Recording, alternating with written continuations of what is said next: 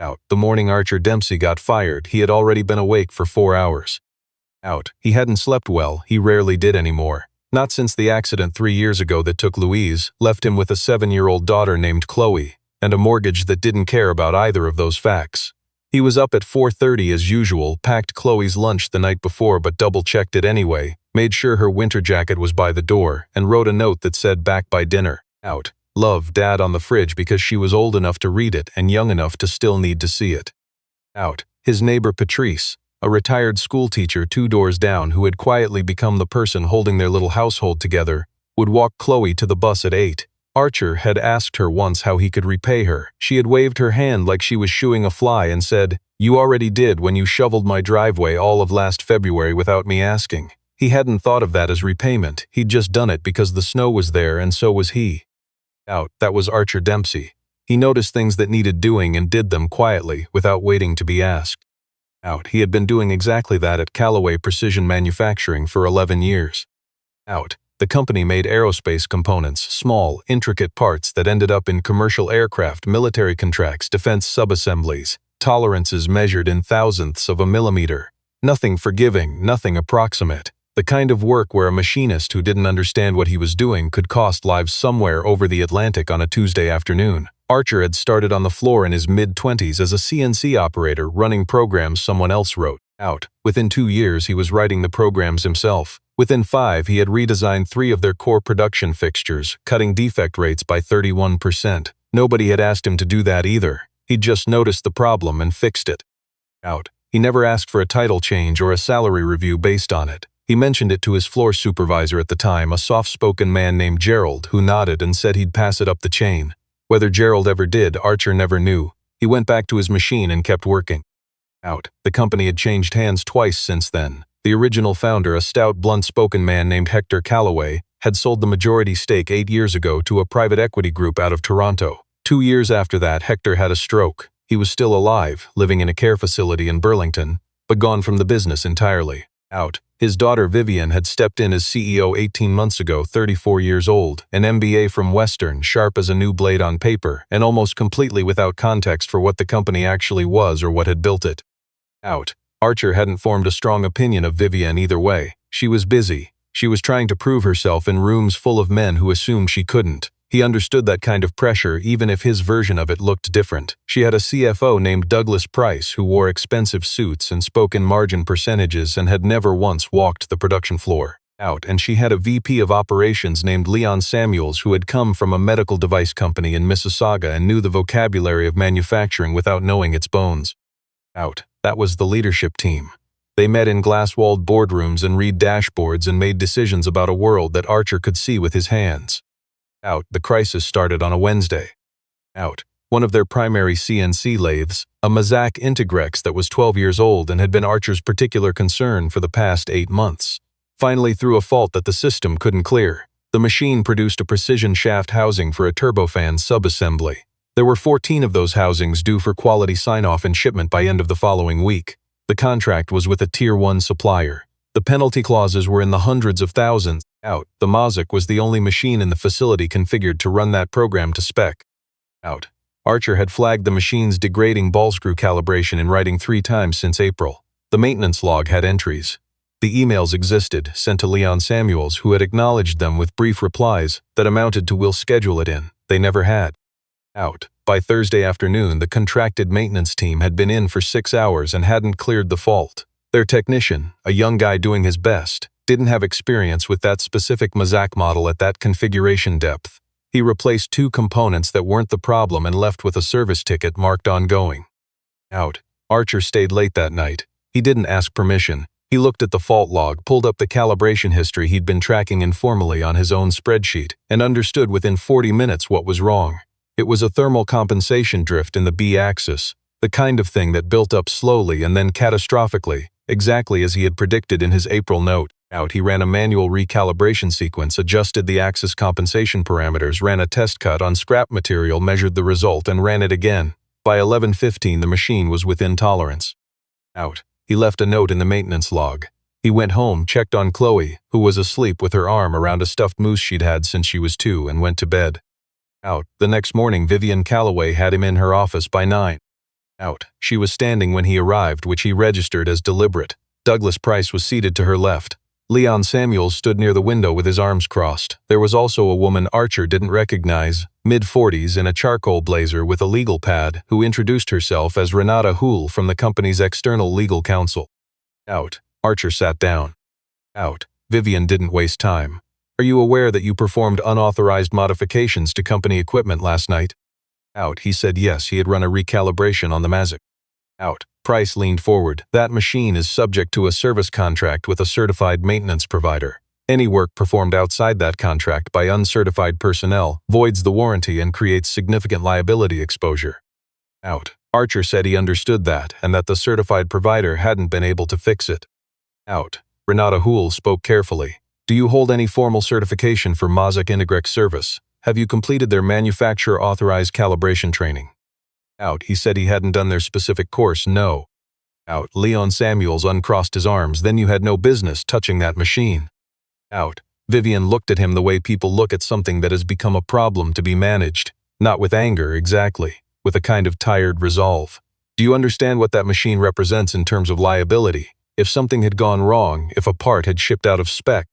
Out. Archer said, nothing went wrong. The machine is running. The parts will be ready. Out. The room was quiet for a moment. Out. Then Price said, that's not the point. Out. And that was when Archer understood that the meeting had not been called to discuss the machine. The meeting had been called because the machine being fixed by the wrong person was the kind of thing that made lawyers nervous, and the lawyers had already decided what to recommend. Out.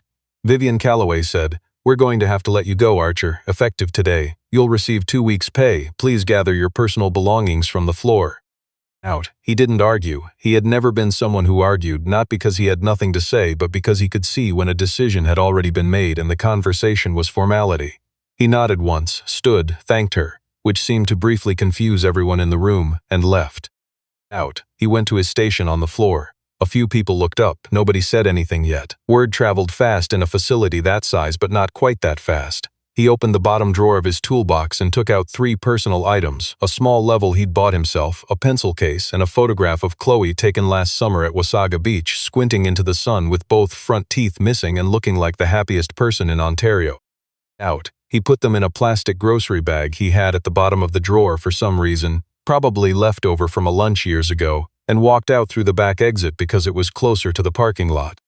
Out. On the drive home, Chloe texted him from the school bus, are you coming home early today? Out. He typed back, sooner than I thought. Out. She sent a smiley face. She had no idea what the morning had held. He was glad.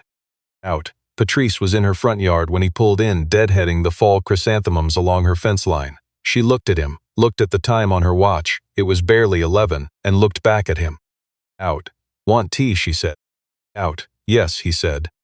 Out. He didn't tell her what happened right away. He sat at her kitchen table and drank Earl Grey and looked out her back window at the maple that was just starting to turn red and thought about what came next. He wasn't panicking. He had some savings. The severance would cover 2 months if he stretched it. He was 51, which was not old but was not nothing in a skilled trades market that liked its resumes clean and uninterrupted. He would find something. He had always found something. Out. What he didn't think about, not yet, was whether Calloway Precision was going to be fine without him. Out. They were not fine. Out. By the following Tuesday, the repaired Mavic had run the required housings to spec and they'd shipped on time. A fact that seemed to confirm for Vivian and Douglas Price that the termination had been tidy and correct. Leon Samuels wrote a brief internal note about reinforcing maintenance protocol adherence. Nobody mentioned Archer by name. Out. But then, a week after that, the certified maintenance team came back in for a scheduled full service on 2 other machines. They found 3 additional calibration issues, less critical but real, and the documentation they needed to correctly re-establish baseline settings for the Mavic was nowhere in any official system. Out. Because Archer had kept it in his head and in his own spreadsheet which had left with him. Out. The maintenance team's lead tech, a cautious, methodical man from Hamilton named Bryce, spent an afternoon trying to reconstruct what had been done to restore the Mavic. He got most of it, not all of it. Out. There was a specific compensation offset for thermal variance at ambient temperatures below 15 degrees Celsius, relevant for their facility in winter, which in southern Ontario was coming fast, that Bryce couldn't determine from the machine's internal logs because Archer had entered it through a parameter menu that didn't timestamp the same way. Out. The machine ran. But when the ambient temperature dropped in late October, the drift would come back. Out. Nobody knew that yet. Leon Samuels ordered new signage reminding staff that only authorized service personnel could interact with production equipment. The sign was laminated and posted in 3 locations. Out. Meanwhile, on the other side of the city, Archer was 2 weeks into a contract position at a smaller shop that made hydraulic fittings, doing perfectly decent work, getting paid fairly, and going home at a predictable time every day. Chloe had remarked that it was nice having him there for dinner more often. He'd bought groceries on a Tuesday for the first time in years. He was fine. Out. He thought about the Mozak sometimes, not out of sentiment, more the way a surgeon might think about a procedure they knew wasn't quite complete. Out. What changed everything had nothing to do with the Mozak directly. Out. It started with a phone call to Vivienne Calloway's office from a company called Meridian Aerospace Systems, a major Canadian defense contractor that had been quietly evaluating Callaway Precision as a potential strategic manufacturing partner for a new program. The conversation had been going on at the executive level for 4 months, largely managed by Douglas Price, who had put together a polished deck and spoken fluently about quality systems and capacity and ISO certification. Out. But Meridian's chief technical officer, a thorough old-school engineer named Devereux who had spent 30 years in the industry, wanted to speak to someone on the floor, not about process, about the fixtures. Out. Specifically, he had read Callaway Precision's public-facing capability summary, which listed among their technical assets proprietary production fixtures developed in-house for complex aerospace tolerances. He wanted to understand those fixtures in detail before Meridian committed to anything. He wanted to understand who had designed them, what the engineering rationale was, and whether the intellectual foundation of those claims still existed in the organization. Out. Price had gone to Leon Samuels. Leon Samuels had gone to the floor supervisors. The floor supervisors had looked at each other.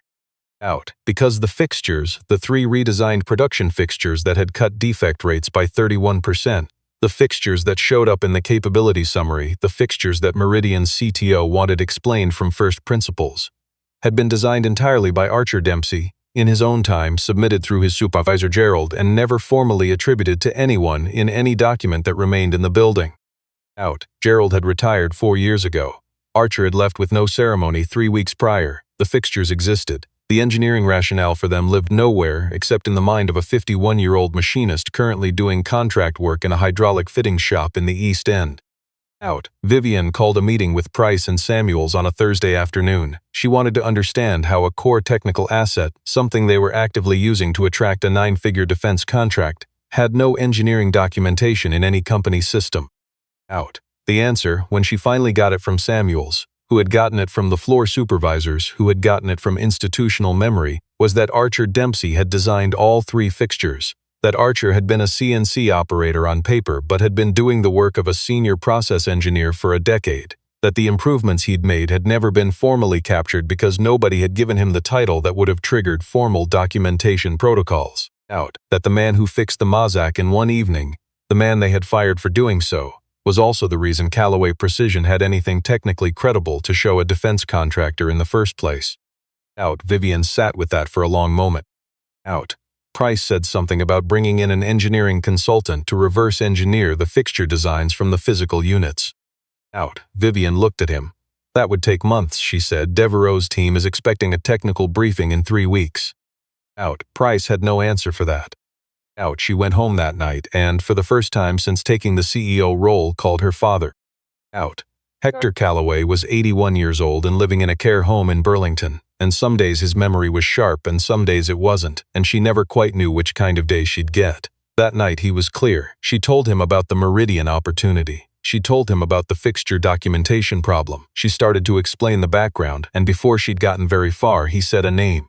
Out. Archer, he said. Archer Dempsey. He designed those fixtures. I watched him do it. I was going to promote him, and then the sale happened and things got complicated, and he stopped. I meant to sort that out. I never did. Out. He was quiet for a moment. Out. He's still there? Out. She told him no. She told him Archer wasn't there anymore. Out. Her father was quiet for a long time after that. Out. She didn't sleep well that night either. Out. She reached out to Archer the following Monday. Out. Not through HR, not through legal. She got his personal number from the file and called him herself at 7:40 in the morning, which was the time she thought a man who had worked early shifts his whole career might be reliably awake. Out. He was making Chloe's lunch. Out. She introduced herself and asked if he was willing to meet. She didn't explain why. She had thought about how to have that conversation and decided that the only honest way to begin it was to begin it in person. Out. He said he could meet Thursday afternoon.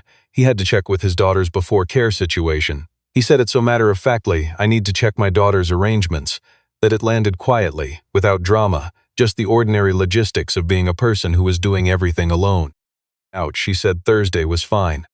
Out. They met at a coffee shop near the facility, not in the building. She'd thought that through too, asking him to come back to the place that had handed him a grocery bag and a door was not the right foot. Out. He was already there when she arrived with a coffee and he stood when she came in, which was a small thing that stuck with her.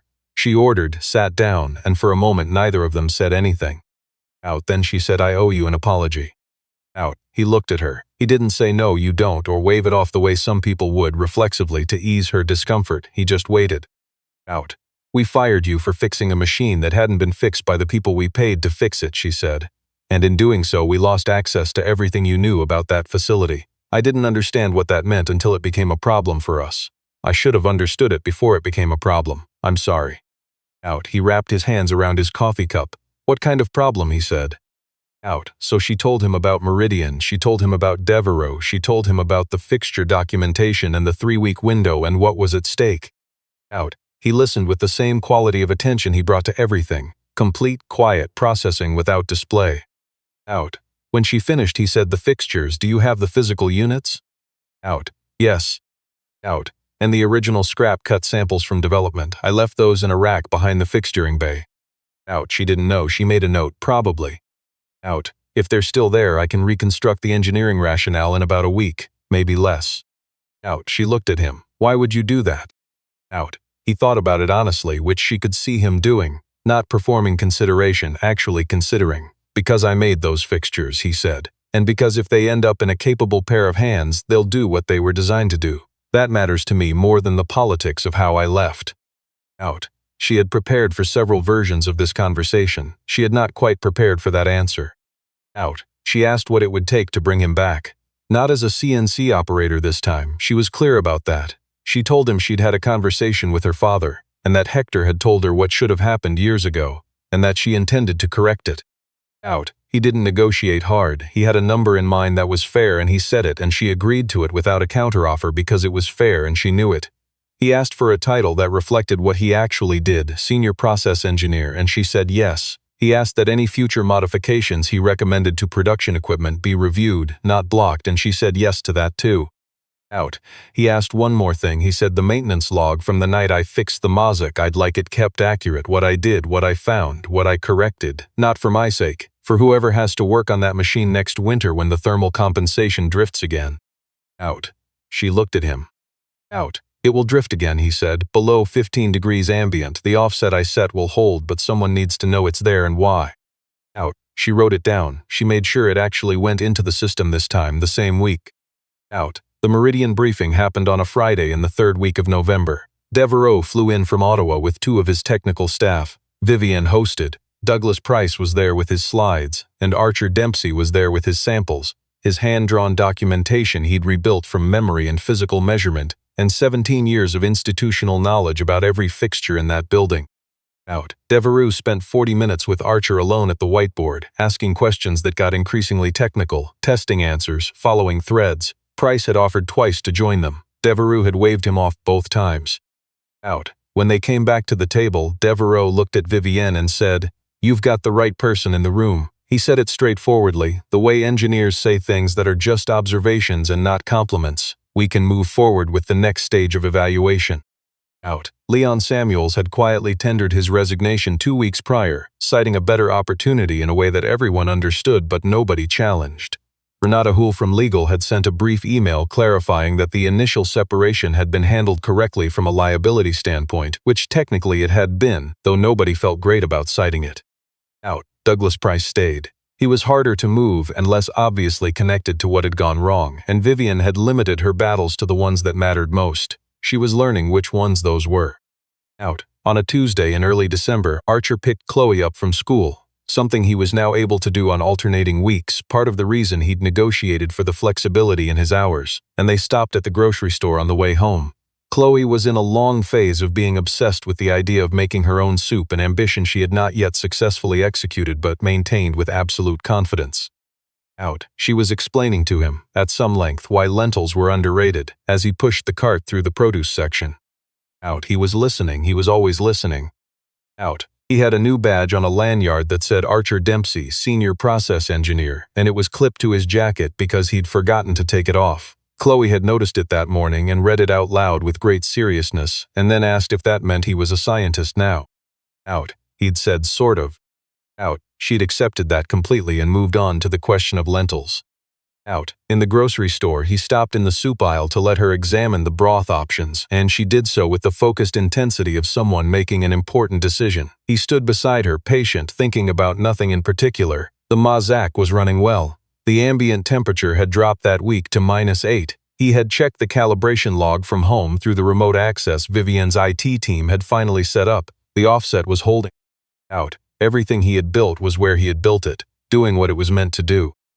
Chloe held up 2 cartons, chicken or vegetable. What does the recipe say? I don't have a recipe. Then it's your call, he said. She put both cartons in the cart, with the decisive logic of someone who had made her decision and was comfortable with it, and walked ahead toward the next aisle. He followed her the way he had been following her through life since she was small, a half step behind, present, making sure the path was clear without making it obvious that he was. I keep thinking about the moment Archer walked out of that building with a plastic grocery bag and a photograph of his daughter. No scene, just a quiet nod and then gone. Most people would call that defeat. I used to think so too, but the longer I sit with this story, the more I think Archer understood something the rest of the room didn't, that the value of what you know doesn't change based on whether someone in a boardroom has figured it out yet. He had spent 11 years doing the work without waiting for permission, without asking for recognition, without making sure his name was attached to every improvement he left behind. And when they handed him a box and pointed to the door, he picked up his daughter's photo and walked out the same way he'd walked in every morning, with nothing to prove. That's not passivity, that's something rarer. What strikes me about Archer isn't just his skill, though the skill was real and deep and the kind that only comes from years of paying close attention. It's that the skill was always in service of something. He fixed the Mazak at 11 o'clock at night not to save his job and not to make a point. He fixed it because it needed fixing and he was the one who could. That's a kind of integrity that doesn't depend on anyone watching. It's who you are when there's nothing in it for you. And then there's Vivian. I don't think she was a villain in this story. She was a person operating with incomplete information, under real pressure, in a room where the loudest voice happened to be a lawyer. She made the wrong call. But what matters, what actually changes the outcome, is that she went looking for the truth afterward. Not when it was comfortable. When it was necessary, she called her father. She made the coffee shop reservation instead of the HR meeting. She said I'm sorry before she said I need something from you. That takes a certain kind of honesty that's harder than it sounds. What I take from all of this, and I've turned it over a lot, is that the things Archer carried never needed anyone else to validate them. His knowledge was real, whether or not it was in a personnel file. His care for his daughter was real, whether or not he had a title that reflected his worth. And the fixtures he designed, the ones that quietly made the whole company credible, were still doing their job long after the room stopped giving him credit for them. There's something in that about how we think about quiet people, about the ones who show up, do the work, and don't make noise about it. We overlook them constantly. We mistake stillness for absence of ambition, and patience for lack of drive. And then one day we're standing in front of a defense contractor trying to explain engineering decisions we don't actually understand, and we realize the person who understood them left 3 weeks ago with a grocery bag. Persistence without bitterness, knowledge without ego, honesty without performance. Archer didn't set out to teach anyone anything. He was just trying to get home in time for dinner. But sometimes the most important things get taught exactly that way.